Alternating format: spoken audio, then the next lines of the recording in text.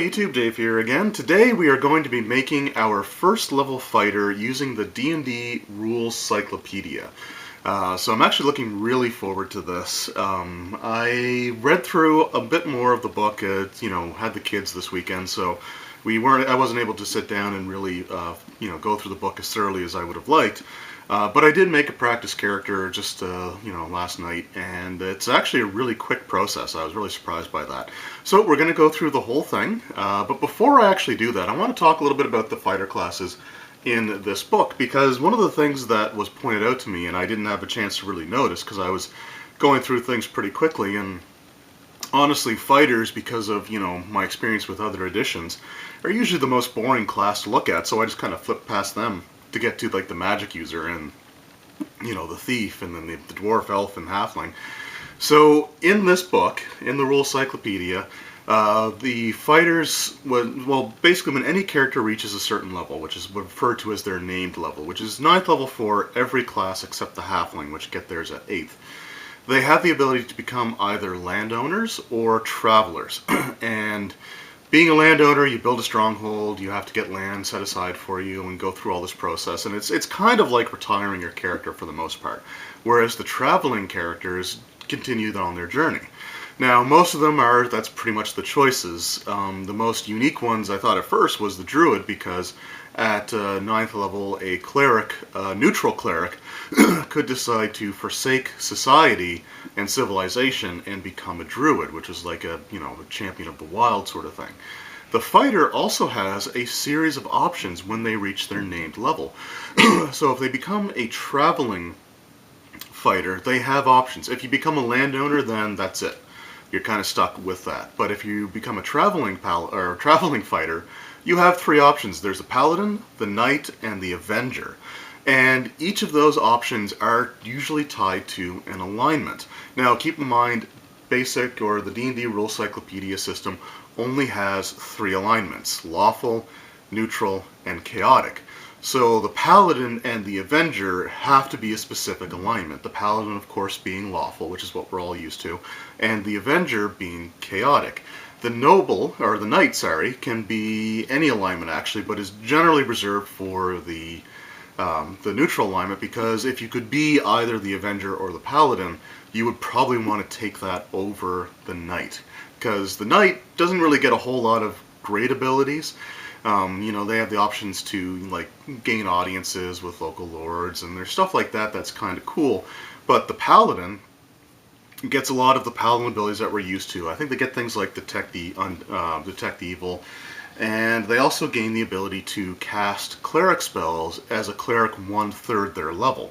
So your 9th level paladin, for example, will be able to cast spells as a 3rd level cleric, which is pretty cool, because they actually would start off, they would still have only 1st level spells at that point, but it's still, kind of a cool thing. And the avenger is kind of the same way. They're chaotic, and where the paladin has to, basically swear an oath to a particular organization or church or nobleman or whatever, the avenger just sort of has to make a deal with some organization.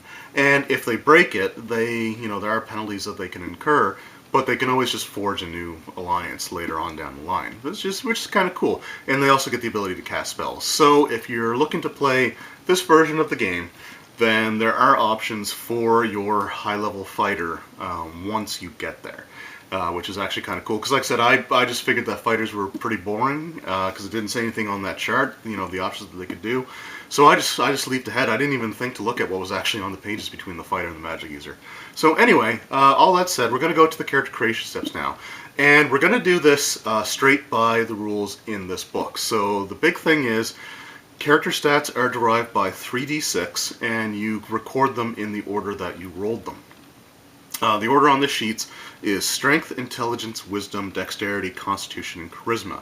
And it's an odd order for people who are used to the modern version of D&D, and I'm not entirely sure why they have them organized that way. The only thing I can really think of that makes sense is you can adjust your ability scores, but your Dexterity, Constitution, and Charisma cannot be adjusted down at all. You can only increase Dexterity if you're going to be a thief, but you can only increase it. So I'm thinking that those bottom three were probably put there the way that they were because you can't reduce them to increase your prime requisite. Now I did do the increasing the prime requisite stat for the fighter that I made, and there's no necessarily limit to how you can do it. You can go all the way up to 18 if you want. I mean, the example has them increasing it to like a 15 or 16 or something like that in the book. So for me, I did that, and honestly it feels kind of cheap.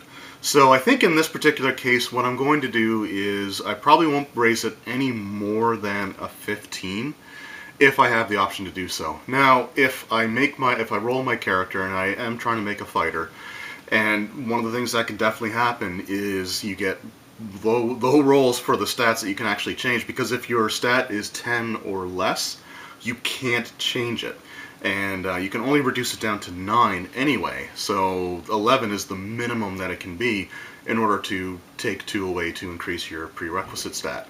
So if I end up getting like those low rolls and I can't make any adjustments, but I do get a high stat somewhere else down that can't be adjusted, I think what I might do is, instead of scrapping the character, is just switching out the highest stat that I can for the highest stat that I can't adjust. So we'll kind of see how that goes, but other than that, let's go ahead and build our first level fighter.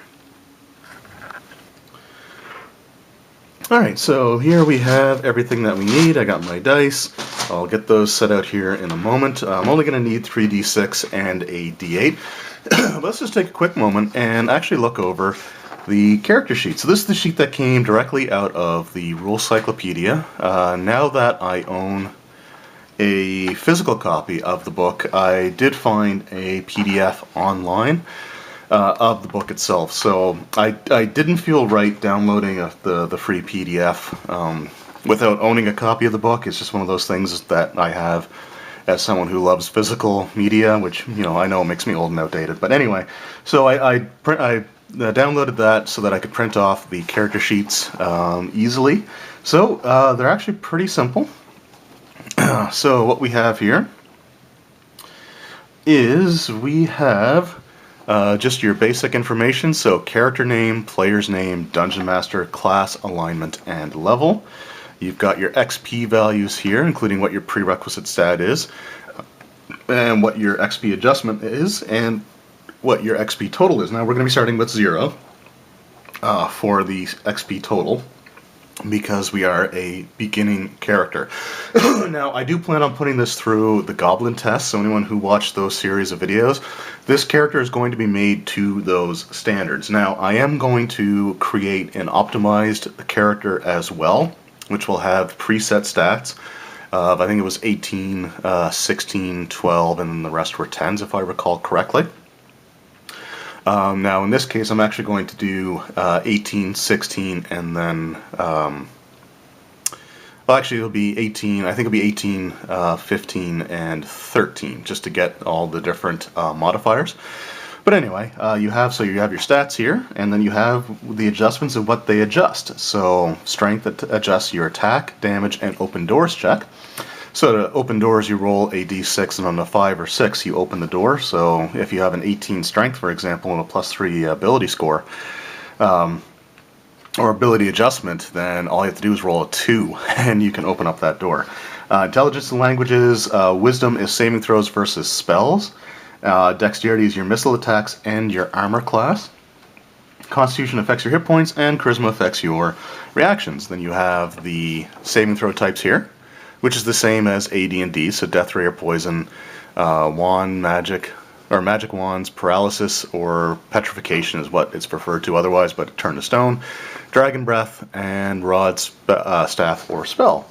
Then you just have your AC, your hit points, how much damage you've currently taken, your movement rate. And what's interesting about movement rates is your movement is affected by your encumbrance, which makes sense, but encumbrance in this game isn't measured in pounds. It's measured in equivalent gold, or equivalent number of coins that you would be carrying. So each coin weighs 1/10 of a pound, so for every 10 coins you're carrying a pound of stuff. So the equipment measures its encumbrance by how many equivalent gold, or not gold, but just how many equivalent coins it is. So just as an example, with the character, the trial character that I made yesterday, last night before bed. For example, the normal sword, which is the same thing as a long sword, its encumbrance amount is equivalent to carrying 60 coins. Chainmail is equivalent to carrying 400 coins, and a shield is equivalent to carrying 100 coins.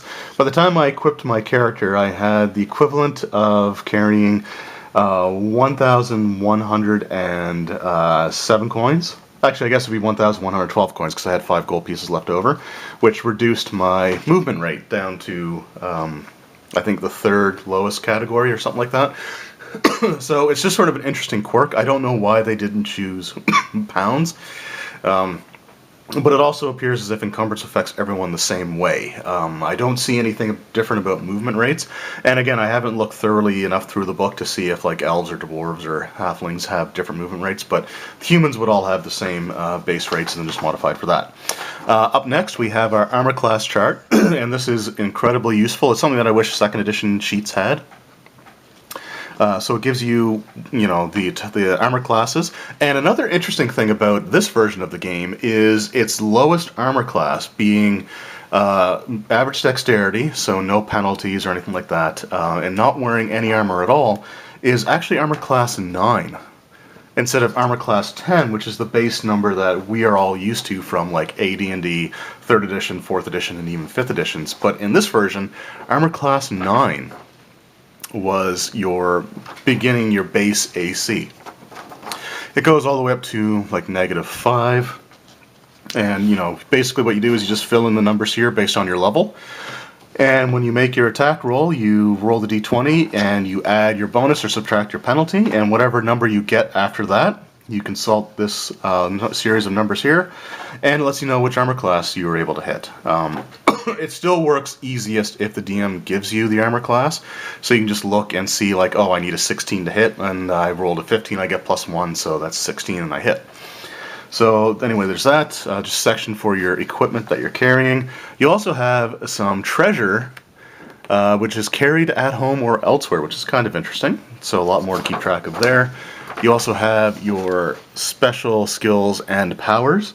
I'm not really going to bother with the skills, I think, at this point in time. So each beginning first level character, actually I might, they get 4 skills, and I'll show that off I think when I get to it, so I will do that. And then you just have your more expanded information here, so you get your full name, additional names, and titles.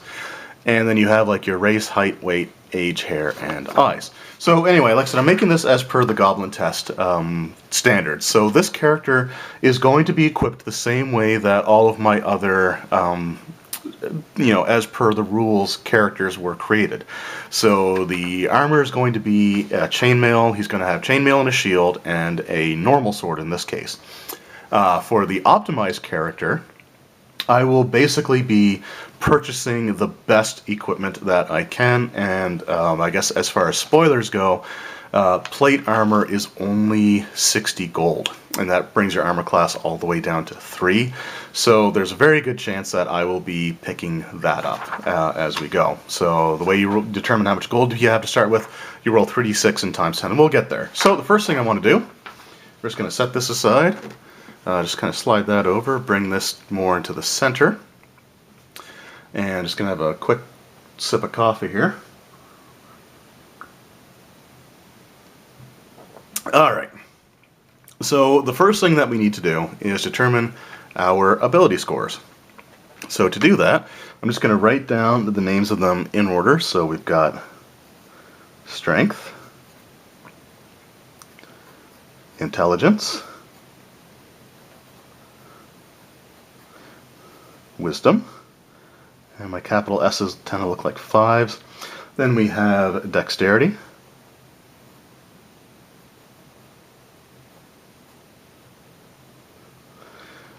Constitution,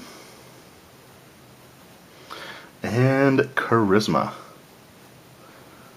And I'm just going to put a note here next to these 3 and just say cannot reduce. Alright, so now I'm just going to get my dice out. I'm just going to zoom back out just a little bit here. Alright, and we got our D6s, and I kind of want to get the D8 from the same set because I'm funny that way. Alright, so these are the only dice that we're going to need for our character creation right here. So we're just going to start off. So again, these are 3d6 and they are in order. So between the first part of the video and this part, I'm not going to swap stats around.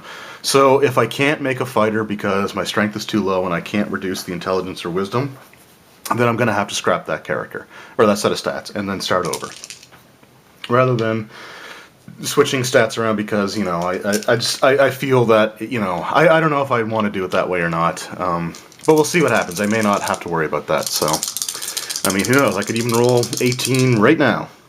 Oh, actually, that's not bad. So that's 12, which is going to go into my strength.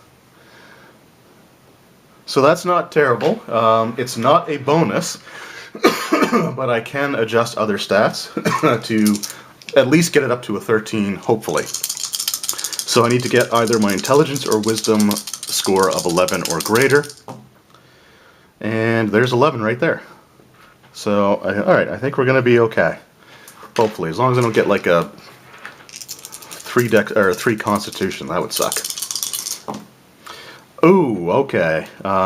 We got 16 for our wisdom, and you better believe we're going to be adjusting that down. Not all the way, because it does give me a bonus to saving throws versus spells, so I'll probably keep some bonus in that, but I will definitely be increasing. I want my strength to be the highest adjustable stat that I have.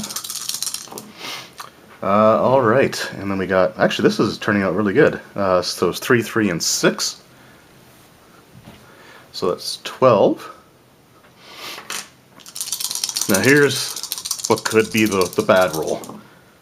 Oh, no, okay, we're actually good there as well. So that is 14. Wow. Just for the record, for comparison, I rolled 3 sets of stats yesterday before I actually rolled the stats that I used for my character. And I just wanted to like try a few different times and see what kind of numbers that I would get. And let's just finish this one first. Wow, 6, 6, and 2. So this is almost a godly character.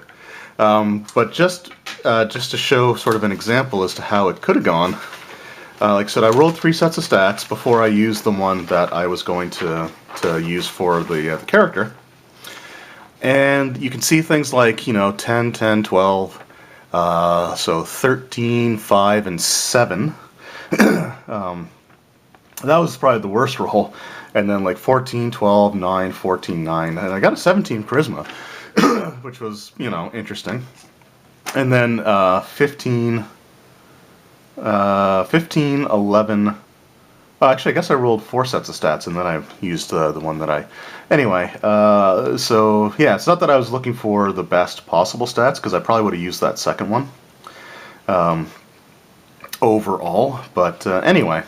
So you just kind of have some, like, really random numbers, and I actually did a few practice rolls before I even started rolling the stats itself, and I was getting, like, 4s and 6s, so I mean it could have gone really bad. So this guy's actually got some pretty powerful stats. So before I do that though, let's actually just go in and fill in the stuff that we know for sure, whoops, is going to be on our character here. So the character's name, this guy is going to be, I'm going to go back to Ethan, which is sort of my go-to name. And just while I'm filling some of this stuff out, as an aside, I went back and I actually rewatched the Pro Jared video on the D&D Rules Cyclopedia, because I've always liked Pro Jared as a YouTuber, and I've heard mixed things about like his personality and how he deals with people outside, but I think he seems like a very nice and approachable person. myself, but I was watching his video on the Rule Cyclopedia, and there were a couple of things that kind of bothered me about it. And the first thing is he kept referring to this as D&D Basic, and when he was talking about some of the more advanced options, like the weapon mastery tables, which I will agree are really, really complicated to look at. But he kept referring to it as basic D&D, and it's not basic D&D. The first rule set that came out for it was called the Basic Rules, but the Basic Rules only went from levels 1 through 3, so it was actually the smallest possible section of the game imaginable, and everything else was, the proper, it's just called Dungeons and Dragons. It's not D&D Basic, because there's a lot of stuff in here that is a bit, kind of on the complex side. So that was one of those things that kind of bothered me, but I will say I've been guilty of that myself a lot in the past, so I'm not going to begrudge him that too much. But when he was making his character, he talked about how he chose which stats he put into, like which numbers he put into which ability, and that's not in the game. That's not part of the rules, the character creation. So I think he kind of fudged things a little bit. I mean, it didn't matter. His character that he made for the purpose of the video died in the first time he got attacked. But still, it's just one of those things that like I said, I went back and rewatched it, and it's a great video. But those two things just kind of bothered me a little bit. So we just have our basic stuff in there. So we have Ethan, fighter, lawful. He's level 1. I guess we can fill out this bottom section as well. So full name is going to be Ethan Jasan, and he doesn't have any additional names or titles yet. He is human, and I know my handwriting's terrible, but his weight, I think I had him at around 100 and, let's just say 75 pounds. Whoops, that was height. I need to read better through this. I'm going to look at the sheet itself and not try to read it through the lens. So I'm going to have him as 5 foot, make him 5'11". He's a little bit taller than the other ones. And then we'll do the 175 pounds. Age is going to be, I'll make him 19. His hair is brown. And his eyes are green. Okay. So we got that. So the next step is we can adjust our attributes. So what you can do is you can take 2 from either your intelligence or wisdom as for a fighter to increase your strength. Now, for example, if I were a magic user, I could take away from my strength or my wisdom to increase my intelligence. But if I was a thief, I could take away from strength, intelligence, or wisdom to increase my dexterity. And if I was a cleric, I could take away from the strength or intelligence to increase my wisdom. Elves, so dwarves, I think, use strength, I believe. Strength or constitution is their prerequisite. And halflings use dexterity as well. But the elves actually have to have intelligence and strength at a certain point. So you can only really take, you could take from strength to increase your intelligence to meet, but really the wisdom's kind of the only one that you can kind of cherry pick from if you're an elf. Alright, so the way that you do is you take 2 away from one to add, you take 2 away from one of these ability scores to add 1 to your prereq. So it's going to be basically I could take 2 from wisdom, drop down to a 14 to make my strength 13. So first of all, my prerequisite is going to be strength. So let's just write that in. Alright, so I'm going to probably put the wisdom down. I'm not really as concerned about the +1 bonus to the saving throw, so I'm actually going to drop that down all the way to 10. So I'm going to take 3 away, or 6 away, drop that down to 10, and then I'm going to add 3 to my strength, which brings it up to 15. So it's only going to give me a +1 bonus. I mean, I guess I could have done the same with just bringing it up to a 13, but I still want to have it sort of at that higher end, because to me it just makes more sense to do that. So let's go ahead, and now we're actually going to crack open the book here, because what I want to find is our ability score adjustment charts. So I'm going to zoom back out, and let me just find it here first. And just for anyone who might ask, my camera is back as far on the table as I can possibly have it. And there are some things on this table that we just don't have anywhere else to put, so I can only push things forward so far. So I do apologize if things are a little bit kind of zoomed in looking, but I'm doing the best that I kind of can with what I have to work with. Alright, abilities. Okay, so here is our ability score adjustments. So as you can see, if we had a 2 or 3, I don't know how you get a 2, but you get -3, 4 or 5, -2, 6 to 8 is -1, 9 through 12 is no adjustment, 13 through 15 is a +1, 16 or 17 is +2, and an 18 is +3. So we are going to fill in those numbers now. And it's pretty simple. And another thing that I'm actually going to point out is for a first level character, all of them are going to be using this to hit chart. So you can see like AC and attack roll. So they're all going to be using this chart. Every single character. It's just some character classes will go through the progression, and those numbers will get better faster than others. But at first level, they all are at the same spot. So I'm just going to point this out now. So armor class 0 is 19, and then you just count down until you get to armor class 9. So like 18, 17, 16. To hit armor class 9, you just need to roll a 10 or better, and then for the negatives, they're all basically on a natural 20 at this point in time. So, now that we've got that, let's just go here and let's fill in our numbers. So we'll zoom back in. Wait for it to adjust. Alright, so our strength is 15, our intelligence is 11, and our wisdom is 10. Dexterity is 12. Constitution is 14, and Charisma is 14. So we know from our charts that the 11, 10, and 12 are going to have no adjustments. So I don't get any extra languages, I don't get any bonus to saving throws, and I don't get any bonuses to armor class or my missile attacks. Now, when you're filling this in, if you have a penalty, because your armor class, the lower the number, the better, and the higher number, the worse it is. I would put, if I had a penalty, like if I had -1, which I actually have here in my test character, if I had -1, I would put that as a +1 to AC because it increases your armor class by 1. That's just how I would do it. Just sort of have it make sense, because when you look at the armor chart, it shows shield as -1 to AC. So, for example, whoops, kind of have it right there. I just put +1 AC, which sounds good if you're used to the current version, but it was actually bad. So now we also know that so 12 through 15 are all +1. So I've got two 14s and a 15. So those are all just going to get +1s, +1, and +1. Up next, let's just take a look at our fighter class. So we'll zoom back out. So the fighter class, magic user. Oh.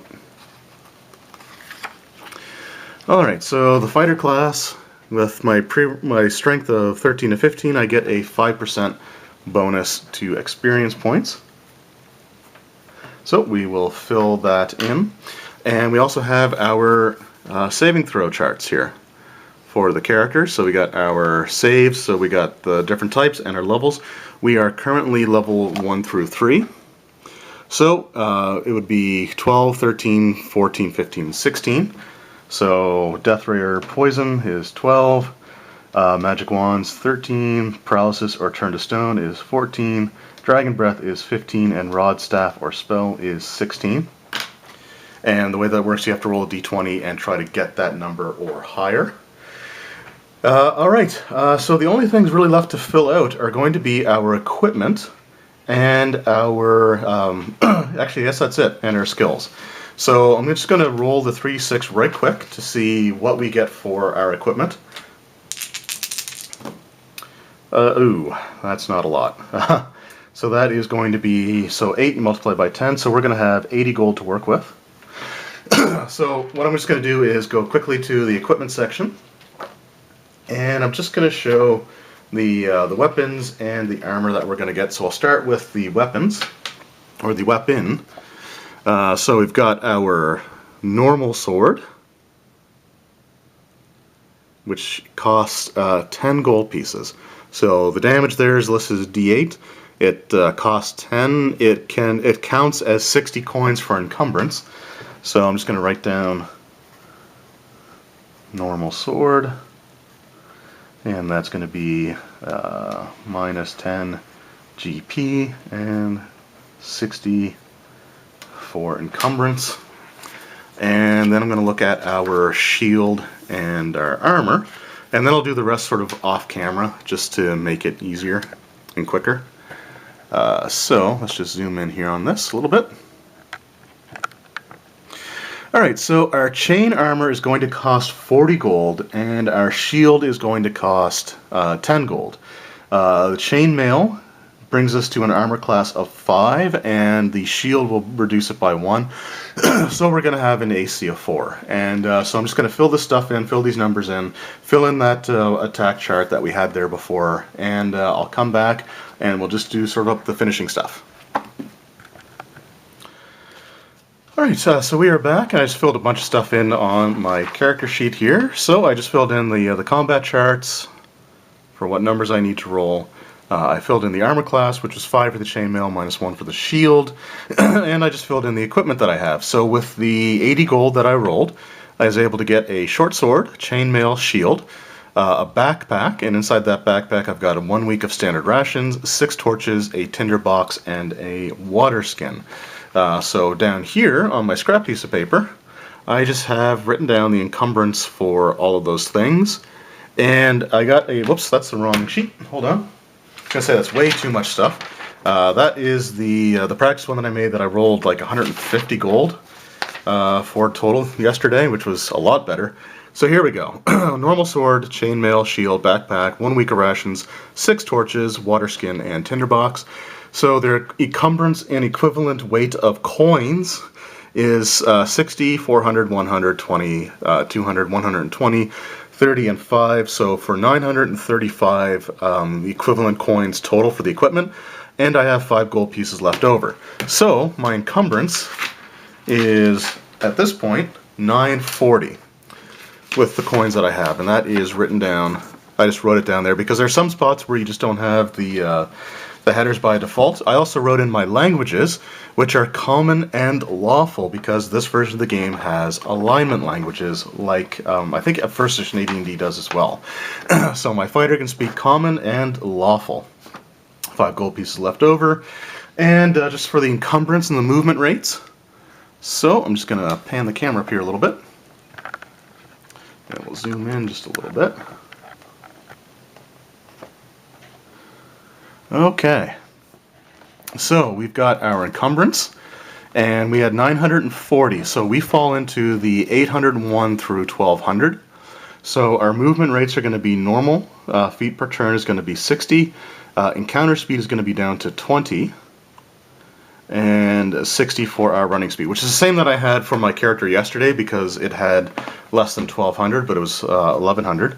So on our sheet, under movement rates, we're going to go normal, 60, encounter 20, and running 60. And we don't have anything for other at this point in time. So for skills, let me just see if I can find that right quick, because I didn't want to fill that in immediately. I'm not going to go through and read the descriptions. I'm just going to just show the chart itself. Although this image I've always loved. She's got like the fighter, you know, jumping around and swinging a sword, and you have, I don't know if that's an ogre or a hill giant, but either way he's just leaning on his club and yawning. I always thought that was kind of cool, so let's just zoom back out here. Other character abilities, weapon mastery, we don't want to look at that because that seems incredibly painful to look at. Beginning, okay, so we got our list of skills here on this chart on the far right here, and basically it breaks them down by which ability score that they use. So I'm going to go, I get 4 spots at this point in time that I can use for these. So I'm going to probably just take Intimidation, Muscle, and so let's just take those ones. I'll write those ones down first, just under other skills. So I got 4, so I'm going to take Intimidation, Muscle, and then I was going to take one under for Labor, which was under Intelligence for some reason. And under Wisdom, let's take Bravery under Wisdom. And I don't know quite what all those do. I'll look at those before I do the Goblin test.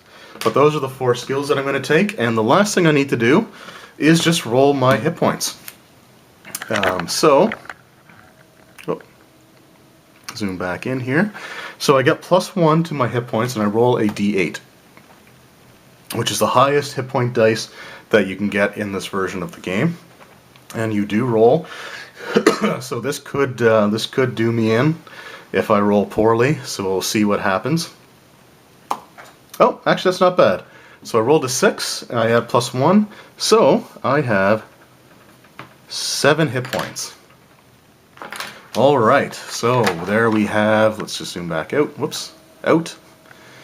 So there we have our first level fighter, and that's really all it takes. And if I wasn't explaining stuff, then it would have been even quicker to go through and make this character. So tomorrow, if you guys come back tomorrow, I'm going to put him up against a never-ending stream of single goblins until he finally gets defeated, and we'll see how well he does. So I just want to thank you guys very much for watching. I hope you enjoyed this video. And if there's anything that I missed, oh, wait, sorry, there's one more thing I want to write in before I finish up here. Just because there's no easy spot for it, I put this under the combat section. I'm going to write in my weapon, my attack bonus, and my damage. So I'm going to put in normal sword, and it's really hard not to write down longsword. So +1 to hit, and 1d8 +1 damage.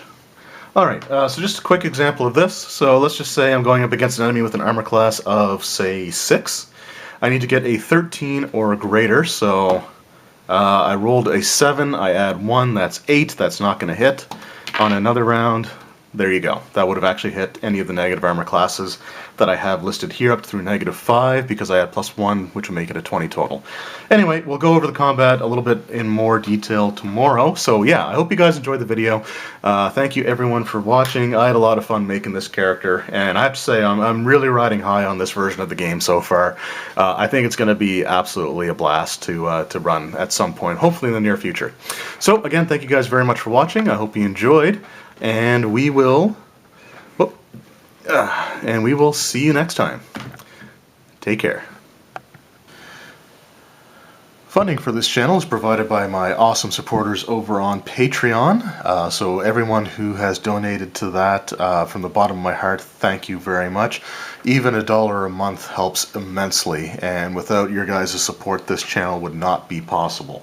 I want to provide special thanks to Kennedy S., David L., Will W., Michael L., The Twisted Tentacle Inn, and Roll Stats for their generous donations. Thank you again to everyone who's contributed, and all of you make this possible.